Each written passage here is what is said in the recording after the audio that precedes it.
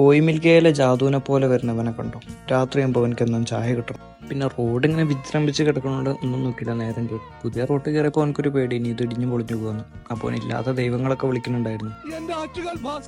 അങ്ങനെ ഒരു ദൈവം ഇത്തരം സന്ദർഭങ്ങളിൽ ഇല്ലാത്ത ദൈവത്തെ വരെ വിളിച്ചു. അങ്ങനെ ഞങ്ങൾ പോണ വഴിയാണ് മൈലാഞ്ചി വളവിലുള്ള ഈ ഫാമിലി തട്ടുകട ഉണ്ട്. ഒരു കുഞ്ഞു കട ആണെങ്കിലും ഐറ്റം കുറേ ഉണ്ടാവും. അവിടെ കയറിയപ്പോൾ തന്നെ നല്ല ബീഫിന്റെ മണം ഉണ്ടായിരുന്നു. അപ്പോൾ ഒന്നും നോക്കിയില്ല, ഒരു പ്ലേറ്റ് ബീഫും കടായി ചിക്കനും 2 കുറ്റി പുട്ടും ഞങ്ങൾ അങ്ങോട്ട് വാങ്ങി. ഇവരെ മെയിൻ ഐറ്റം അവിടെ എന്താന്ന് വെച്ചാൽ കൂന്തൽ ഫ്രൈയും ഞണ്ട് ഫ്രൈയും ആണ്. പക്ഷെ അത് സ്പെഷ്യൽ ആയതുകൊണ്ട് തന്നെ ഞങ്ങൾ വാങ്ങിയില്ല, ഞങ്ങൾ ചായ കുടിക്കാൻ വന്നതാണ്.